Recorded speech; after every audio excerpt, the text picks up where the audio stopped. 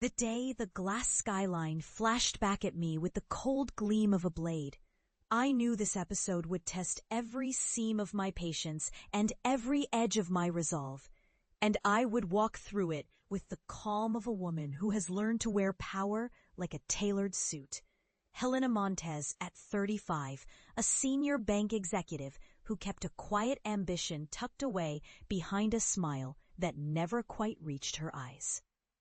And I stood in my office on the 42nd floor listening to the city hum like a living argument while the man who would betray me walked toward my door with a smile that looked genuine to anyone else. I had built my career on precision, on reading the numbers as a priest reads scripture, on turning risk into opportunity, on the little decisions that stack up into a fortress no one could breach. And I had learned that the road to the top was not a straight line, but a mosaic of small, deliberate cuts done in the open and in the shadows. My personal life, though, had always felt like a separate map, a fragile pocket of warmth where I could pretend the steel in my spine was only for the market and not for the heart. That calm morning, I had coffee that tasted like permission and watched the sunrise pink the window, and in that light, I told myself that ambition was not a vice, but a craft, something you sharpen while others slept.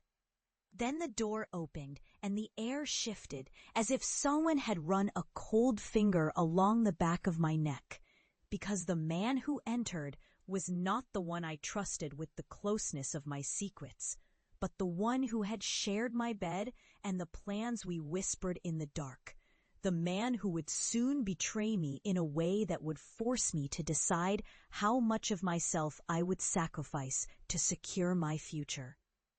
The event that framed this episode was not a boardroom coup or a hostile takeover, though both would have felt easier to bear. It was the ruin of a trust I had believed unbreakable, a friend I had confided in, and a lover who had chosen to kneel to another woman when the nights grew quiet and the office lights burned low. He had found someone else to distract him from the promises he once whispered into my ear. A best friend who had become a rival in every sense, and the knowledge shattered me in a way I did not expect. Because betrayal is not just a hand spread across a bed. It is a map redrawn inside your chest, a route you must walk again and again, as if your own body is teaching you a lesson you never wanted to learn. I do not pretend to have lived a perfect life, and I am not naive about the ways a person can slip into cruelty when fear or hunger for status or greed edge the line. The man who told me he loved me before the dawn of a merger I had spent months carefully orchestrating was the same man who stood on the threshold of my life and let the door breathe out the words of another woman. A friend who had once laughed at my jokes and now held my trust in both hands like a fragile ornament I was expected to protect at all costs. They thought my pain would be a private affair, something I would swallow behind closed doors and let fade into a rumor I could pretend never happened. But I did not intend to pretend, and I did not intend to forgive. Not in the way most people forgive, not in the way that would allow him to walk away untouched. The moment he looked at me with that half smirk that betrayed his cowardice, I felt a strange, almost clinical relief, the relief of realizing that the only way to reclaim control was to take away his illusion of control. He would not disappear. He would be placed where he could do no more harm to what I had built. He would work for me. If you love Helena's journey, like and subscribe to join her next chapter. The thought appeared in my mind as a breadcrumb I could drop into the endless maze of this city, and I allowed the crumb to glow softly as I watched the hours pass. I did not rush to expose the affair, not at first, because there is a difference between revealing a weakness and weaponizing it in a way that preserves the power of your own position. I waited until the dust settled from the initial shock, and until the colleagues who whispered behind doors began to look for patterns they could trust. I let him live the lie that he had nothing to fear, that the world would forgive a misstep if it was clever enough to disguise its motive. And I let the world do the rest.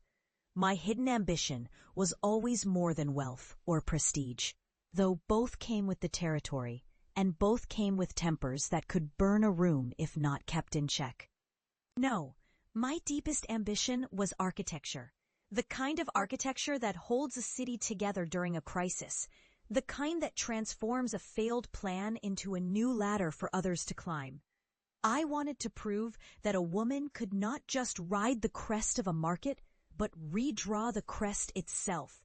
That the rules could be rewritten by someone who understood risk not as fear, but as a language to be spoken, fluently and with precision. When the affair came to light, I did not simply expose it as a marriage might be exposed in a magazine, for that would leave a stain that many would forgive, but no one would forget. I did something colder than the winter wind that cuts through the canyons of towers. I reimagined his place in the hierarchy, as if he were a line item in a ledger, who slipped into an error his pride could not correct. And I turned that ledger into the map of a new responsibility, a position that would keep him tethered to the very project he could not resist harming with his folly. The room where the decision came together was a circle of glass and calm voices. The air polished with the sound of distant trains and the soft hum of servers that never slept. I spoke plainly, the way you speak when you have done the work that makes truth inevitable. I told the head of human resources that we would reframe the department with a new lead, a person who could understand the delicate balance between risk and opportunity. And I suggested a path that would place the culprit not in exile, but in a role where he would be forced to confront the consequences of his choices every day. Not in a sudden one-time apology, but in a slow, relentless accountability. The conversations that followed were not loud, but precise, as if the entire city paused to listen to how a different wind could blow through the corridors of power. And when the decision was finalized, I watched him move in a way that made him small, not in height, but in significance, as if he were being measured by a ruler he could not bend. He would report to a division I personally oversaw, a place where numbers mattered more than apologies, where the truth of his betrayal would be reflected in the steady rise and fall of performance metrics, rather than in the loudness of a lecture given in a conference room full of witnesses.